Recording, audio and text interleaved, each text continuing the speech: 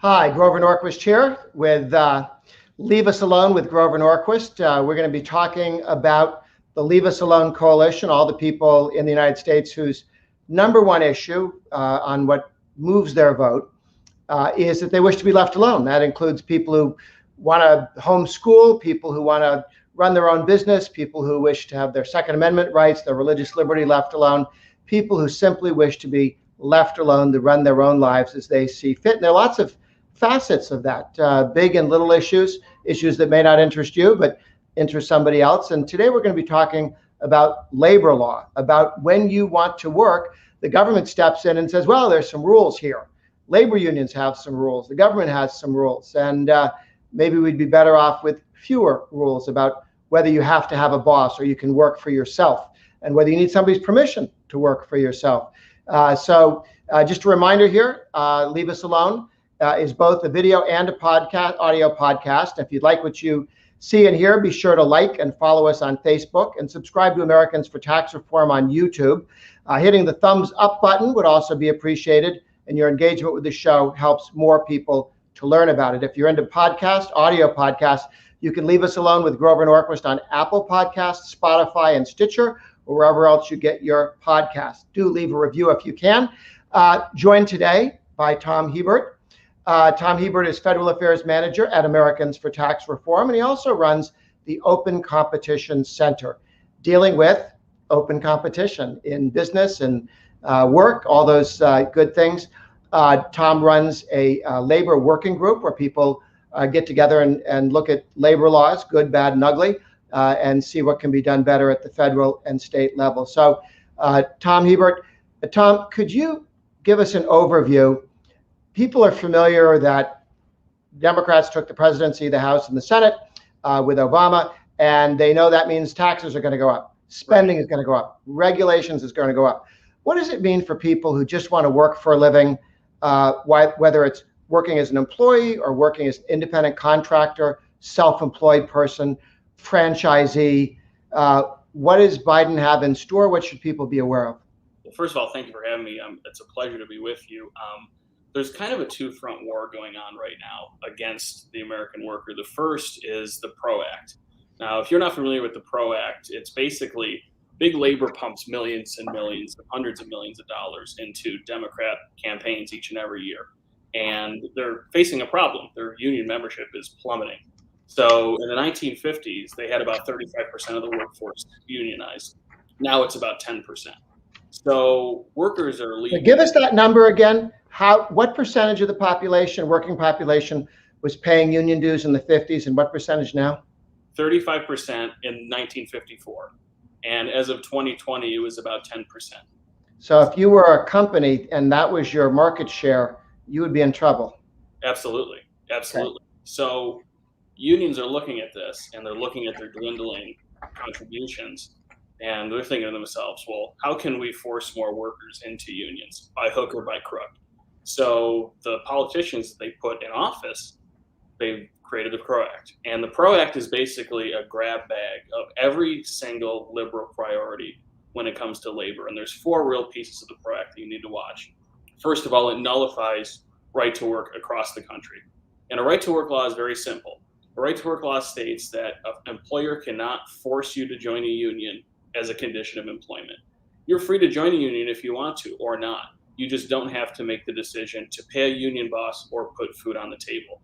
And we have right to work laws that protect about 166 million Americans in 27 states.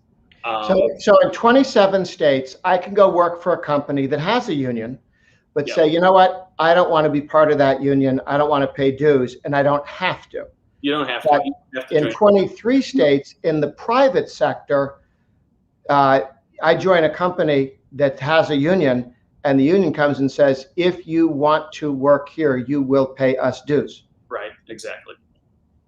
Yeah. And I mean, as you can see, that's a serious infringement on worker freedom, right? Because if you want to join a union, you should be able to. But if you don't want to, you shouldn't have to. And all that right to work says is that you don't have to if you don't want to. And it's not, you don't have to be forced into a union just to get a job. The second. Well, one second, before we move away from right to work, there was a Supreme Court decision, the Janus decision, out of a case in Illinois, which went to the Supreme Court, and the Supreme Court ruled that government employees, public sector employees in the state and local level, where half of all union members work for government, the other half work in the private sector.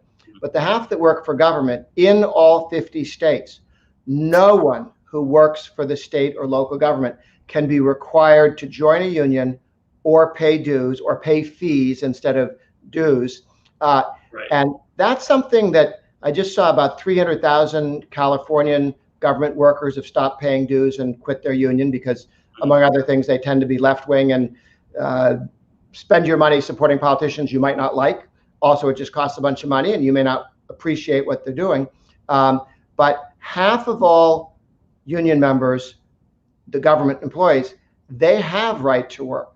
And that the US Constitution recognizes. So if you're a teacher or a fireman or policeman, you cannot be forced to join a union. That's an incredible protection. It's a little weird that the Supreme Court only recently recognized that this was a problem and that they ought to speak to it, because people have been, since the 60s, people have been forced to join those unions against their will. Mm-hmm. Right. And what the PRO Act would do is it would remove that protection from everyone in a right to work state. So it doesn't matter if you're living in one of the 27 states that is a right to work state, you would once again, if the PRO Act was passed, be forced to join a union against your will if you didn't want to. So, I mean, right there is a huge boon to union membership. And what are the other three issues that are in the PRO Act? PRO being protect the right to organize. That's what organized labor calls it. And as you said, it is the wish list of every crazy idea that could never pass in Congress or even get done by executive order. Remember, if you could have done this by executive order, Obama would have. Exactly. So this is the crazy of the probably unconstitutional ideas that they put into one package. Right. Second one you think we should focus on? Independent contracting. So about 59 million Americans work as freelancers. And if you're an independent contractor, you're someone that is self-employed, that enters into a contract with a business to perform work. It could be a long-term project, could be a short-term project, but you are not a W-2 employee. The ability to work as an independent contractor offers enormous freedom and flexibility to American workers. I mean, think of an Etsy mom that's selling crafts to fund her child's college fund, right? Think of an Uber driver who's saving the cash that he's making on the road to start a business of his own someday. Think of, somebody who's got a spouse that has cancer that requires around-the-clock treatment, and you can't work a 9-to-5 job. You need these odd hours outside of normal work hours to make a living. And 59 million Americans engage with that in some way, shape, or form. What the PRO Act does to restrict your right to work as an independent contractor is implement an onerous, stringent test imported from California, which we all know is doing so well economically. It's called the ABC test, and it's a 3-pronged test that a worker must meet in order to qualify as an independent contractor. And the way that it works is that it forces the mass reclassification of independent contractors to regular W-2 employees, robbing them of that freedom and flexibility to kind of set their own hours and do their own thing. And before the ABC test was enacted in California, 9 out of 10 of California's freelancers opposed it before it was signed into law. The law was so bad for the ride-sharing industry that Proposition 22 passed last year with over a 17% margin, which included a carve-out for rideshare drivers. So even in the overwhelmingly liberal California, this is a horrible idea. Okay, so what happened in California was the Democrat-controlled, 2/3 both houses, Democrat-controlled legislature passed a law which made it almost impossible to be an independent contractor. Uber drivers, Lyft drivers would have to go get a boss. You couldn't work for yourself and set your own hours. People who wrote scripts for 5 different television shows or 5 different movie producers would have to go get a boss instead of being independent contractors working for themselves and contracting with other groups or companies or people. And they'd have to go get a boss. Mm-hmm. This was so annoying that, as I understand it, they started backtracking the legislature and dropping some of the targets off. And then Uber and Lyft got in and took themselves off completely. But they didn't solve the problem for everyone, right? There's still a bunch of people in California who are threatened by this and told you can't be an independent contractor. Right. And they want to do that on a nationwide scale without any carve-outs for anybody. And I don't think this test should exist at all. But independent contractors all over the country would be threatened if this was nationalized. Biden gets elected, carrying California. California votes, don't bother independent contractors. Biden, the moderate, says, I'm listening to America, or at least to the labor union bosses. You're going to be taken, your right to be an independent contractor will be taken away. Even though I just saw that in deep blue California, you don't want any part of that. He doesn't care. The unions own him. Right. And businesses, I'll throw a few stats out. Number one, you can find on ATR.org 655 testimonials from California freelancers detailing how AB5 has impacted their business. Are these videos or written down? Either. There's some videos, there's some written down. You can tweet them all out if you'd like. Where is it? Where do you get it? They're on ATR.org. So we've collected over 655 testimonials from freelancers that were impacted by this. And the stats, when you drill down into them, are pretty shocking. Small businesses rely on freelancers, and they rely on them to, like I said, do long-term projects, short-term projects. They love the flexibility that working with freelancers provide. 67% of women-owned businesses say they would lose most of their revenue if the PRO Act was enacted, along with 45% of veteran-owned businesses. 73% of small business owners believe that freelancers are necessary for surviving the COVID-19 pandemic, the crisis that this pandemic has brought with the government-mandated lockdowns and the expanded unemployment payments. 84% of rideshare drivers believe that Proposition 22 was a superior solution to the ABC test. And 45% of small businesses at large say they'll be put out of business without the ability to work with freelancers. So when you actually drill down into it, and if these leftists could get out of their ivory towers and actually talk to the people on the ground, they would see that freelancers are a vital part of the economy. Okay, and Tom, as people are listening, if they have a question, they can post it on Facebook and the other mechanisms, and we'll try and get to it either during this podcast or we'll get back to you directly. I'll tweet back out. I tweet at Grover Norquist on Twitter and Instagram. So at Grover Norquist is one way to send questions as well. So we're looking at right to work being the right to working without having to pay union dues being taken away. Average dues is about $1,000 for a teacher who makes $50,000 a year. So it's not a small number. It's not a small cost tax put on you as an employee. The second is ending independent contractors for most people with that so-called ABC test, which everybody flunks. What are the other two that you mentioned that we should be aware of that the PRO Act deals with? The big two are the PRO Act takes a sledgehammer to the franchise business model. So like McDonald's franchises and those sorts of things, curbs and Right. So a franchise just means that if you're a proprietor, you're someone that wants to enter into business, you can license the operations of a larger corporation by paying them royalties and or a franchise fee. So if I'm someone that wants to start a McDonald's or a Chick-fil-A, I have to pay McDonald's or Chick-fil-A a franchise fee to license the operation. And then I have to pay them royalties on either a monthly or a yearly basis.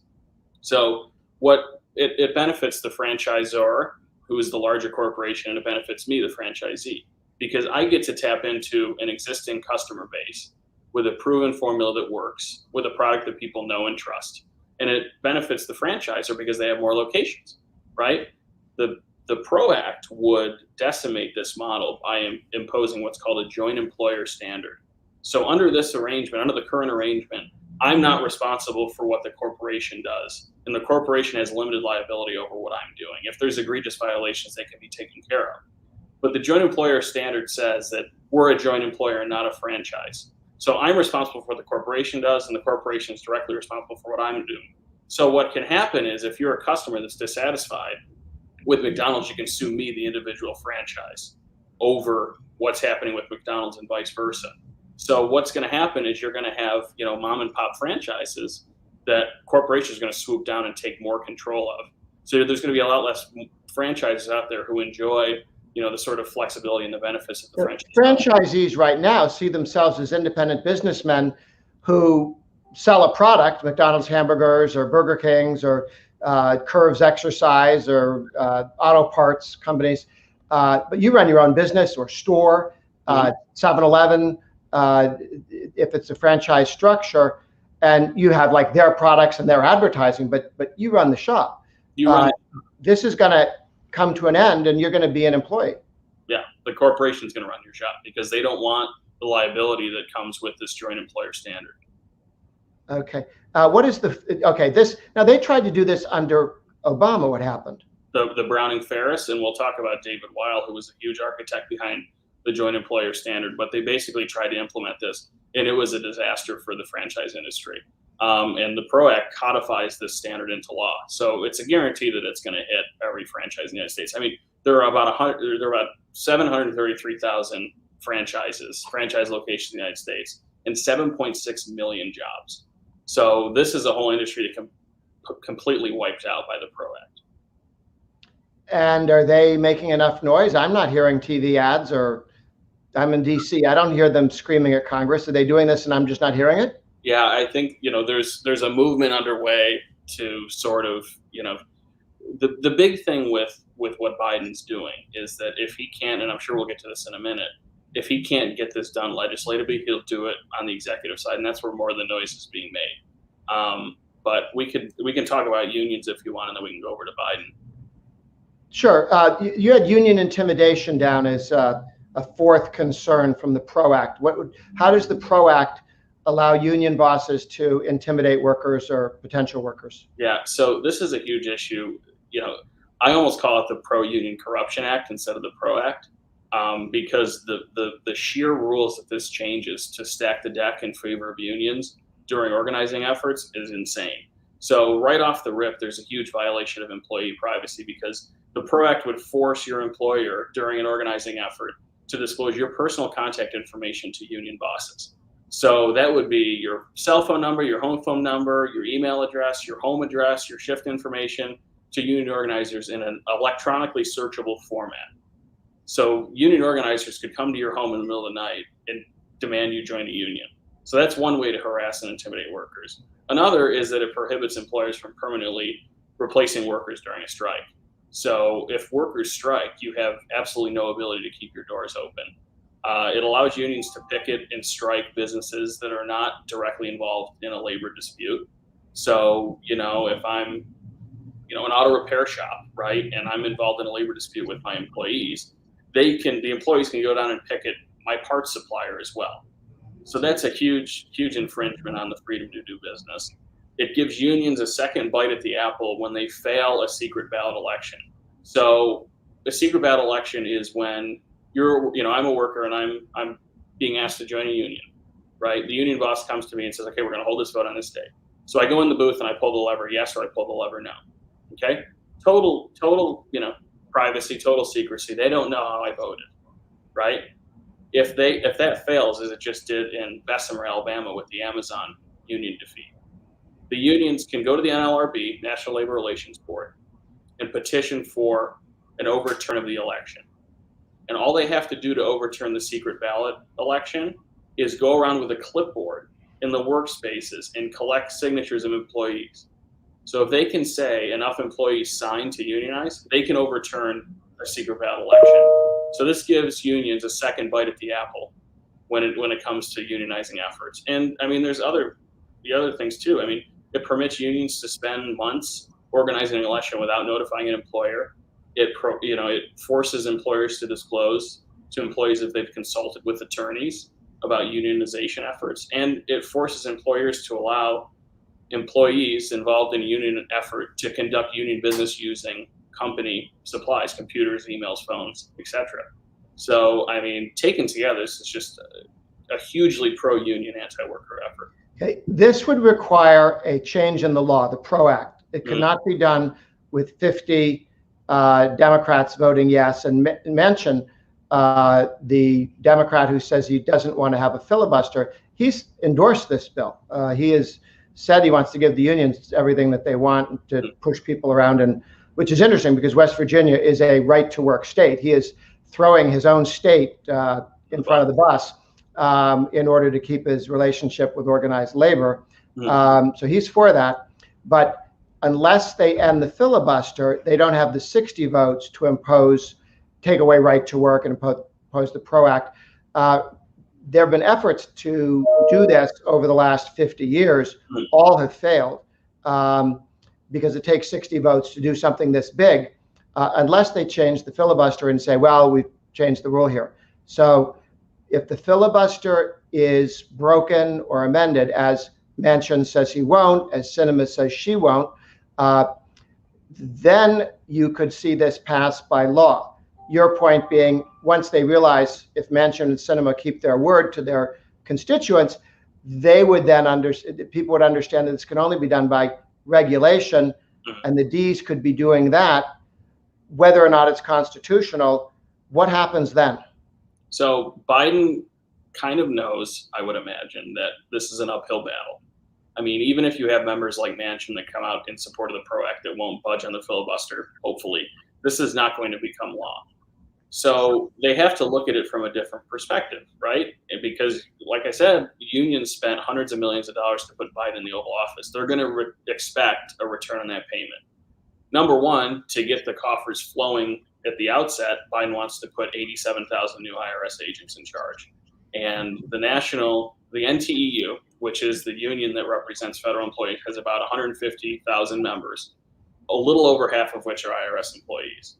So by hiring 87,000 new IRS employees, and even if they don't all join a union or pay dues, I mean, you're still shoveling a ton more money into Democrat campaign coffers. The NTEU's PAC spends 97% of its money on Democrats. So this is a shell game from start to finish. But on the point of implementing the PRO Act via executive fiat, Biden signed an executive order in April that established a union task force. 180 days they have to make some recommendations. It's chaired by Vice President Kamala Harris, and every single cabinet secretary is on this task force. They have to, number one, identify how to use existing legislation or government power to increase union membership. And number two, what future policies need to be imposed to increase union membership. So the second one's easy. They want the PRO Act, right? Plain and simple. The first one, we're going to see some creative recommendations. And based on Biden's nominations, I mean, he's going in a fairly radical direction when it comes to labor. So the kinds of people he's putting into the Labor Department are the very hard left people. I don't know why people were saying Biden was supposed to be a moderate, except I guess compared to Sanders, sort of, although not necessarily in the last year.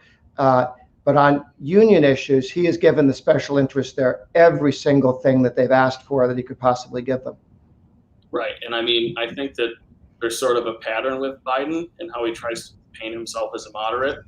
I mean, you know, he appointed Marty Walsh, former Boston mayor, as DOL secretary, who kind of gets to go and dazzle people in hearings and say, oh, you know, I'm just this Boston mayor, I don't have union ties, whatever. But the deputies that he wants to nominate or has nominated for these key DOL positions have been totally radical. The first is Julie Su, who is his nominee for deputy labor secretary. She is first of all, she was nominated in March, and her nomination hasn't even been filed for closure. So she's been languishing for a while. And she was Gavin Newsom's DOL secretary. Not only did she pay out improperly over $30 billion in unemployment payments during COVID-19, she was AB5/ABC test's most aggressive enforcer and its most aggressive proponent of using government force to force independent contractors to reclassify. She bragged, I have the quote right here, about forcing independent contractors to comply via investigations and audits and demanding both wages and taxes.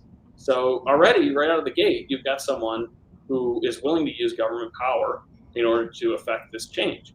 And secondly, you've got David Weil, who's been nominated to be the administrator of the Wage and Hour Division. That's an incredibly powerful agency. They have sub-agency. They have about a $330 million budget, and they're basically responsible for enforcing all of the government's labor policies. David Weil was in this position from 2014 to 2017. David Weil has never held a private sector job in his life. He's one of those guys that went to college, graduated, became a professor, went to be a bureaucrat, and then came back to be be a professor, and now he wants to be a bureaucrat again.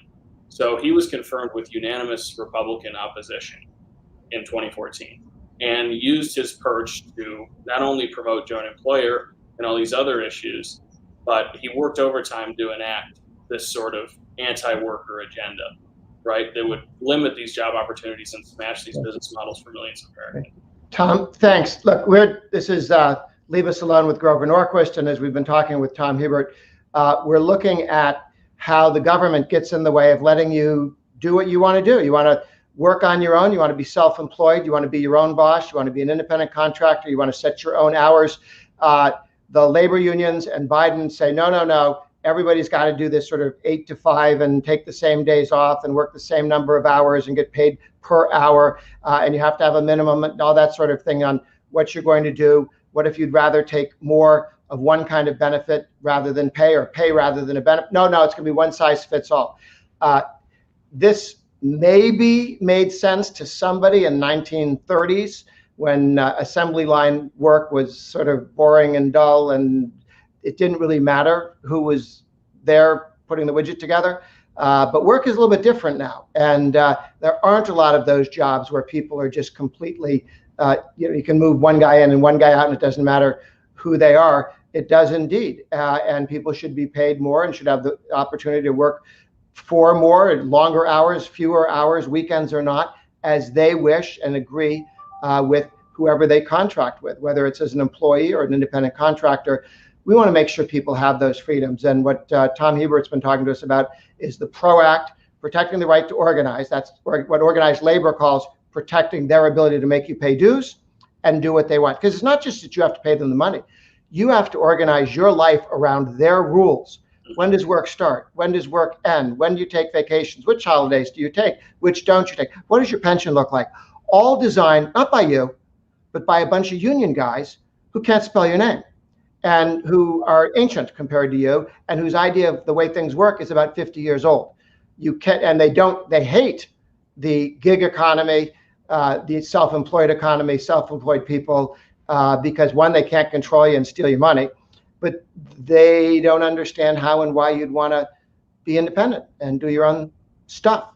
So Tom, thank you very much. Grover Norquist, closing out our Leave Us Alone podcast here. Leave Us Alone is both a video and an audio podcast. If you like what you see and hear, be sure and like us. Follow us on Facebook and subscribe to Americans for Tax Reform on YouTube. If you're more into audio podcasts, you can Leave Us Alone with Grover Norquist on Apple Podcasts, Spotify, or Stitcher, or wherever you get your podcasts. Do come and join us in a week. We get together every week. Send a question, tweet at me at Grover Norquist, and we'll get your questions answered online, and perhaps in the next podcast if we haven't heard from you before the end here. Tom, thank you very much. Take it easy, and good luck, everybody, and let's hope the government leaves us alone. Thank you.